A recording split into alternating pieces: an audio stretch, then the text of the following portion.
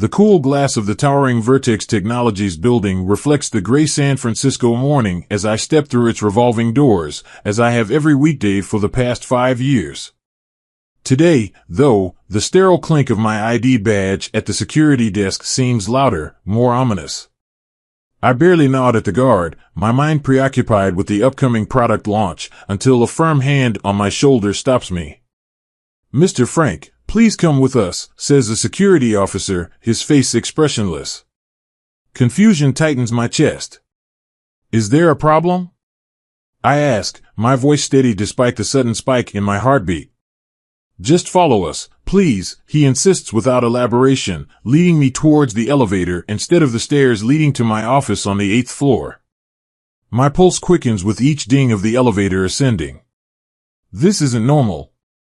The elevator doors slide open with a soft chime on the 15th floor, a floor I've never had reason to visit. The plush carpeting and hushed tones are a stark contrast to the utilitarian design of the engineering floors. Mr. Thomas, the 40-year-old owner of Vertex, stands at the end of the hall, his office door wide open. "Frank, come in," he beckons, his voice calm but cold. I comply, each step heavier than the last. The office is expansive, the walls lined with accolades and prototypes of Vertex's past successes. Mr. Thomas gestures to a seat across from his desk, where Mr. Herbert, 25, already sits, a manila folder in front of him, his eyes avoiding mine. "Frank, there has been a serious issue," Mr. Thomas starts, his fingers steepled, eyes locked on mine. $20 million have been transferred from the company's account to what appears to be your personal account. My stomach drops. "That's impossible." "I haven't done anything like that," I respond, my voice a mix of disbelief and indignation. "We have evidence," Frank, Herbert interjects, sliding the folder across the desk towards me. His voice is flat, almost rehearsed. "Transactions, timestamps, account numbers. It's all there. The documents look legitimate, dates, numbers, my name plastered across transaction histories. But it's all wrong. I've been set up." Panic begins to claw at my composure, but I push it down. "I need to think, to fight this. I didn't do this," I say firmly, meeting Mr. Thomas's gaze. "You know me. I've worked here for years, dedicated my life to this company. Why would I jeopardize everything now?" Mr. Thomas sighs, a sound that fills the room with a weight heavier than San Francisco fog. "I want to believe you, Frank, but the evidence is substantial. We need to suspend you, effective immediately, pending a full investigation." The word suspend echoes in my head. My career, my reputation, my entire future hangs in the balance, suspended over an abyss I didn't even know was there when I walked in this morning. I stand, my chair scraping back sharply. "I will clear my name," I state, not just a promise to them but a vow to myself. As I walk out, the office feels colder than the fog outside, each step away from my life as I know it a step into an uncertain and treacherous new reality. The door to my apartment slams shut behind me with a hollow thud, echoing through the small, sparsely decorated space I've called home for the past 3 years. It's a far cry from the imposing glass and steel of Vertex Technologies, yet right now, it feels just as cold and unwelcoming. My hands shake as I drop my keys on the counter, the metallic clink far too loud in the silence that envelopes me. I slump down onto the couch, the weight of the morning's accusations pressing down on me like the dense, unyielding fog outside my window. The documents, the numbers, my name next to transactions I never made, all of it spins in my head, a carousel of betrayal and disbelief. My phone buzzes relentlessly on the coffee table. Reporters, no doubt, already catching wind of the scandal. I ignore them, my mind racing. Who would do this to me? Why? My thoughts are chaotic, a tangled mess of fear and anger. It's only when my phone lights up with Clara's name that I reach for it. Clara, with her keen sense of justice and unwavering loyalty, might be my only ally in this. "Frank?" Her voice is a lifeline in the storm. "Clara," I start, my voice cracking slightly, "they're saying I stole $20 million from Vertex. They think I'm a thief. There's a pause, a breath where I hear her taking the weight of my words. I know you didn't do it, Frank. I know you, she says firmly, and even though it's through the phone, her conviction feels like a hand squeezing mine, grounding me. I don't even know where to start, Clara. They have evidence. It looks bad. We'll figure this out, she asserts. I'm going to help you. Let's meet tomorrow. There must be something, some mistake or something they overlooked. Hope, faint and flickering, begins to take root. But there's still a mountain to climb. Thank you, Clara. I need all the help I can get. We make plans to dig into the evidence together, to comb through everything until we find the truth. After hanging up, I feel a sliver of determination stir amidst the fear. But there's someone else I need to talk to, my father, Peter. Retired but once a shrewd attorney, he'd know what steps to take, how to navigate the labyrinth of legal battles ahead. His number rings, and when he answers, his voice is a balm to the chaos of the day. Son, tell me everything, he says, his words deliberate, calming. I explain, my voice steadying as I lay out the events of the morning. He listens, interjects with the occasional question, and when I'm done, he takes a moment before responding. Frank, this is serious, but you're not in this alone, he states, his tone resolute. First, you need a lawyer, someone with corporate law experience. Tomorrow, I'll help you find the best. For now, keep a low profile. Don't talk to the media, don't discuss this with anyone else. Trust Clara, and trust me. His advice anchors me, gives me a plan amidst the turmoil. Thanks, Dad. I'll do exactly that. After we hang up, the apartment feels less oppressive, less like a prison of my own fears. I stand up, my resolve hardening. They might think they can break me, scare me into submission, but I will clear my name, no matter what it takes. That night, as the city buzzes below and the darkness deepens, I sit at my window, staring out at the lights that refuse to be smothered by the encroaching fog. Like those lights, I too refuse to be extinguished. Tomorrow, the fight to prove my innocence begins. The next morning dawns clear, a rare gift from the often fog-shrouded city of San Francisco. The sharp, clean sunlight seems at odds with the turmoil churning inside me as I prepare for the day, a day unlike any other in my life, dedicated not to advancing technology but to clearing my name. Clara and I agree to meet at a small, discreet cafe tucked away on a quieter street, far from the looming glass facade of Vertex Technologies and the prying eyes that come with it. She arrives first, securing a secluded table at the back. As I approach, I see her poring over a laptop, her brow furrowed in concentration. She looks up as I sit down, her eyes flashing a mix of concern and determination. We have a lot to cover, she starts without preamble, sliding a USB drive across the table. I've pulled all the financial reports and access logs from the last 3 months. We need to look for any anomalies, any trace of who might have framed you. Her preparedness brings me a brief, grateful smile. Thanks, Clara. Let's dive in. For hours, we sift through digital mountains of data, transaction records, login times, network access points. It's tedious and draining, but with each file, each line of code, I feel the sharp focus that always served me well in my career at Vertex rekindling within me. Around noon, Clara pauses, leaning back with a sigh. I need a break, Frank. This is like looking for a needle in a haystack. I nod, equally overwhelmed. Let's step out for some air. Outside, the fresh breeze off the bay revives us, and we walk in silence for a few minutes. We'll find something, I finally say, more to convince myself than her. We will, she agrees, squeezing my arm briefly. Returning to our data dive, Clara clicks through another series of access logs when suddenly she stiffens. Wait, look at this, she says, zooming in on a log entry. The screen shows an administrative override performed late at night, 2 days before the fraudulent transaction. Who has admin access? I ask, peering over her shoulder. Besides you, me, And Herbert, only a couple of IT guys who wouldn't know how to exploit it, she replies, her voice tinged with suspicion. Can you trace the login location? My voice is hopeful, the first spark of a potential breakthrough fanning the flames of my determination. It'll take some time, but yes, I can get into the network and check the IP addresses, she says, already typing rapidly. As she works, my phone rings. It's Peter. Frank, how's it going? We might be onto something, Dad, I explain about the admin access and Clara's current efforts. Good. Remember, keep everything documented. Whatever you find could be crucial in court. Will do, I confirm, feeling the weight of his advice.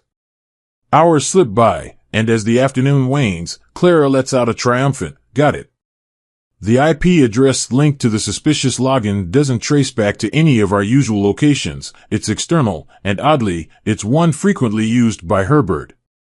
He was sloppy, Clara murmurs, her eyes wide with the implications. Or arrogant enough to think he'd get away with it, I add, a cold anger settling in my chest. With this new lead, our path is clearer. We need to confront Herbert, but carefully, strategically. Armed with proof, perhaps we can pressure him into a confession, or at least expose his deceit. Tomorrow, I say decisively. We confront Herbert tomorrow. Clara nods, her face set in a resolute expression. We'll get your life back, Frank. As the sun sets, painting the sky in shades of fire and gold, I feel the first real hope since this nightmare began. Tonight, I'll sleep with a plan, ready to face whatever comes with the dawn. The city's nocturnal pulse beats a steady rhythm as I wait outside the Vertex Technologies building, where the shadows lengthen and deepen into the corners of the streets. It's past midnight, and the towering office looms like a sentinel above, its windows dark except for one on the 15th floor. That's where I'll find my answers tonight. Clara had called earlier, her voice tense yet determined. I'm going in to get more evidence. Wait for my signal before you come up. I had agreed reluctantly, knowing the risk she was taking. Now, hidden in the shadows, I watch the quiet street, every nerve on edge. My phone vibrates softly, Clara's text lighting up the screen, it's clear. Come now. I slip through the service entrance, a path less monitored, my familiarity with the building's layout guiding me in the dark. My footsteps are silent, my breath controlled, as I make my way to the 15th floor, to Herbert's office. The door is ajar when I arrive, Clara already inside, her figure bent over Herbert's desk, illuminated by the soft glow of her laptop screen. She doesn't look up as I enter, completely absorbed in her task. I've accessed his emails, she whispers without preamble, pointing at the screen. Look at this. I lean in, my eyes scanning the highlighted text, an email from Herbert to an unknown recipient, discussing details of the fraudulent transaction. The tone is casual, confident, as if he's done this many times before. How can we use this? I ask, my voice low. We'll need more than just this email. We need something that ties him directly to the action, Clara responds, her fingers flying over the keyboard as she searches for further proof. As she works, I peruse the rest of Herbert's desk, opening drawers slowly to avoid any noise. In the bottom drawer, hidden beneath a stack of old financial reports, I find a burner phone. My pulse quickens as I flip through the messages, all coded, but clearly referencing the $20 million transaction. Clara, found something else, I say, handing her the phone. She reads through the messages, her eyes widening. This is it, Frank. With this, we can prove he was orchestrating everything. Just then, the faint sound of footsteps echoes in the hallway outside. Panic flares briefly in Clara's eyes as she looks at me. Hide. We extinguish the lights and press ourselves into the shadowed corner of the office, barely breathing. The footsteps grow louder, then stop right outside the door. The handle turns slowly. Through the crack in the door, a sliver of light from the hallway spills in, accompanied by a shadow that pauses, lingering. My heart hammers against my ribs, each beat a loud drum in the silent tension of the room. After what feels like an eternity, the shadow moves away, the footsteps receding down the hall. We wait, ensuring silence has reclaimed the floor before Clara speaks. That was close. Too close. We should get out of here with what we have. We pack up quickly, taking the burner phone and making sure no trace of our access remains on Herbert's computer. Slipping out of the office and down the stairs, the weight of the evidence in our possession feels both exhilarating and terrifying. Outside, the cool night air hits my face, a stark contrast to the stifling tension of the office. Clara looks at me, a mix of fear and triumph in her eyes. We did it, Frank. Yes, we did, I reply, a smile breaking through the stress of the night. Let's go show this to my dad and plan our next move. As we walk away from Vertex, the city around us still cloaked in its nocturnal shroud, I feel a semblance of power returning to me. For the first time since this nightmare began, I feel in control of my destiny.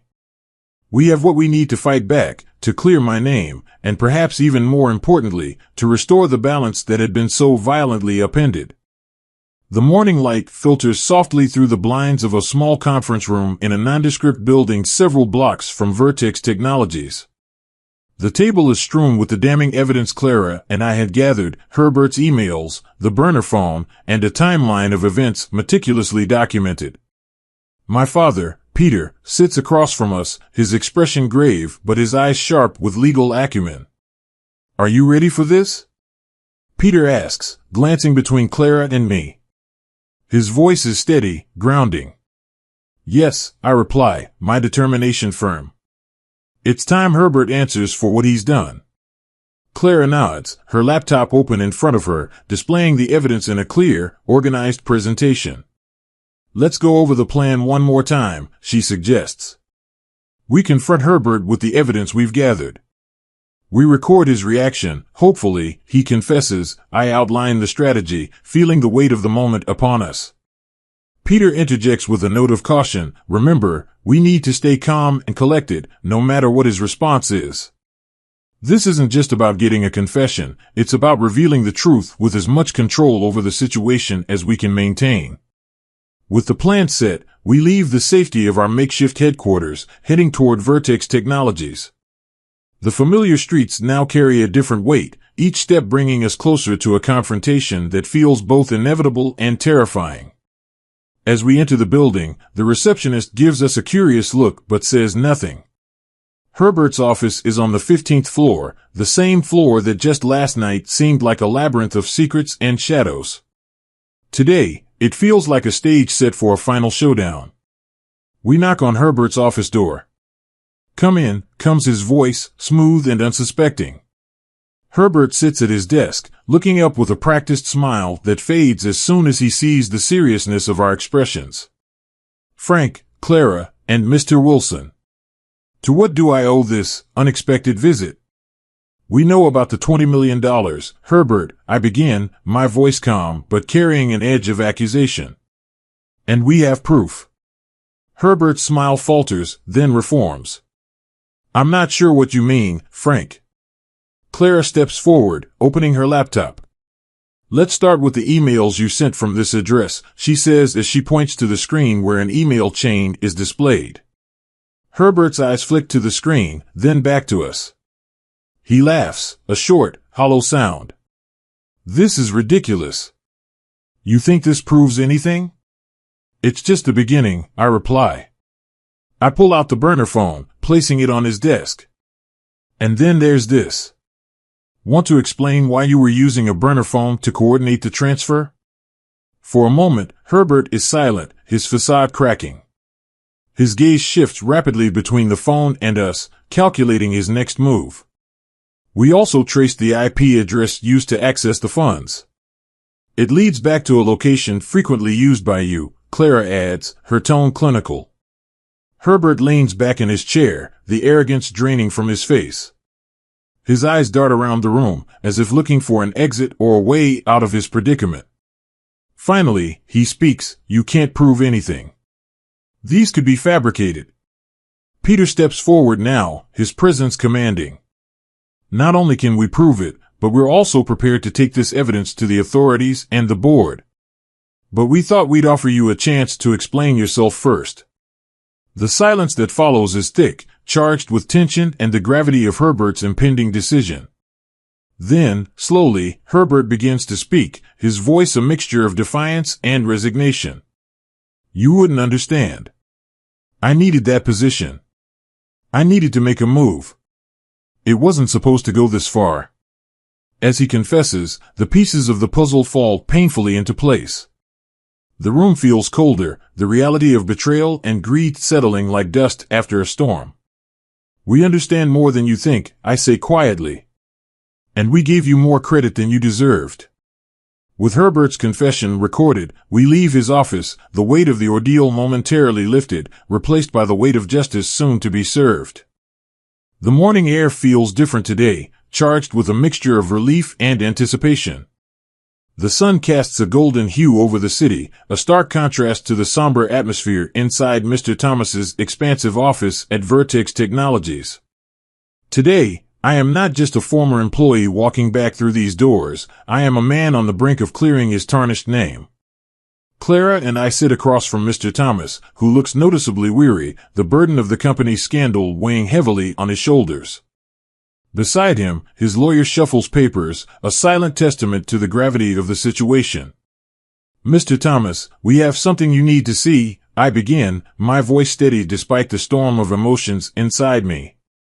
Clara opens her laptop, the screen displaying the evidence of Herbert's betrayal, the emails, the burner phone records, and the damning confession. As the reality of the situation unfolds before him, Mr. Thomas's expression shifts from skepticism to shock, and finally, to a resigned understanding. I had no idea, he murmurs, his voice trailing off, his eyes not meeting mine. Clara continues, detailing every piece of evidence with precision. We even have a recording of Herbert's confession, she adds, her tone firm yet empathetic. She understands the betrayal Mr. Thomas feels, perhaps even more than I do. The lawyer leans in, whispering something to Mr. Thomas, who nods slowly. After a long moment of silence, he clears his throat. Frank, I owe you an apology. To think that someone under my employ could do this, and to you. I'm deeply sorry for what you've been through. His words, sincere and heavy with regret, offer a balm to my bruised integrity. Thank you, Mr. Thomas. All I ever wanted was to clear my name. Mr. Thomas nods solemnly. And so you shall. Not only will we reinstate you immediately, but I will personally ensure that the board and our employees are made aware of your innocence and Herbert's guilt. He pauses, looking between Clara and me. And what about Herbert? He asks, a hint of steel in his tone. We've handed over the evidence to the authorities. They'll take it from here, I respond, the finality in my voice mirroring the closure I feel within. Mr. Thomas leans back, pinching the bridge of his nose. Right. Well, there's much to be done to restore trust and integrity here at Vertex. I hope, Frank, that you'll help us rebuild. I will, Mr. Thomas. It's time to move forward, I say, a sense of purpose anchoring my words. As we stand to leave, Mr. Thomas extends his hand to me, a gesture rich with meaning. The handshake is firm, the seal on a chapter that is closing, and the beginning of another that is yet to be written. Outside his office, Clara links her arm with mine, a silent vow of unity. You did it, Frank. We did it, I correct her, squeezing her hand gently. Thank you, for everything. She smiles, a radiant expression that speaks of battles fought and won. Always. As we walk through the corridors of Vertex, past curious eyes and whispered speculations, there is a lightness in my step, a stark contrast to the heavy footsteps that echoed through these halls when I was escorted out. The whispers don't bother me, they're just the murmurs of a world adjusting to a new truth, a truth that Clara and I fought hard to uncover. In the days that follow, Mr. Thomas keeps his promise. My reinstatement is public and accompanied by a full exoneration. Herbert's actions are laid bare for all to see, his deception unraveling the career he'd so ruthlessly tried to build at my expense. As for me, I return to my role not just as a manager but as a man vindicated, ready to face new challenges with a clear name and a renewed spirit. The journey through accusation and back has changed me, not just in how others see me, but in how I see myself and the world around me. I am more cautious, yes, but also more compassionate, understanding more than ever the fragile nature of trust and the strength required to rebuild it. The sun sets over the city skyline, casting a warm glow over the streets as I step out of the Vertex Technologies building for the first time since my exoneration. The weight of the day's events still lingers, but tonight, it feels different. Tonight, it feels like the beginning of something new. Clara waits for me at the bottom of the steps, her smile radiant against the fading light. "Ready to celebrate?" she asks, her eyes shining with excitement. I nod, a sense of gratitude swelling within me. Absolutely. Together, we walk through the bustling streets, the sounds of the city wrapping around us like a comforting embrace. The air is alive with possibility, each step a testament to the resilience of the human spirit. We arrive at a quaint bistro tucked away in a quiet corner of the city, a place Clara had discovered during our darkest days, a haven where we could escape the chaos and find solace in each other's company. The interior is warm and inviting, the soft glow of candlelight casting shadows on the walls. We settle into a cozy corner booth, the weight of the day's events momentarily forgotten in the warmth of the moment. Clara raises her glass, a sparkling champagne flute reflecting the flickering candlelight. "To new beginnings," she says, her voice tinged with optimism. "To new beginnings," I echo, clinking my glass against hers. As we toast to the future, I can't help but feel a sense of gratitude for the journey that brought me here, the trials and tribulations, the moments of despair and doubt, all leading to this moment of triumph. Over dinner, we reminisce about the challenges we faced, the obstacles we overcame, and the bonds we forged along the way. Clara's laughter is infectious, her presence a beacon of light in the darkness. As the evening draws to a close, we step out into the cool night air, the city alive with possibility. The streets are quiet now, the chaos of the day giving way to a sense of calm. As we walk hand in hand through the empty streets, I can't help but feel a sense of excitement for the future, a future filled with endless possibilities, new adventures, and the promise of a life well lived. With Clara by my side, I know that whatever challenges may come, we'll face them together, with courage, resilience, and unwavering determination. And as we disappear into the night, the city lights twinkling overhead, I can't help but feel a sense of gratitude for the journey that brought me here, a journey that led to this moment of peace, contentment, and the promise of a new beginning.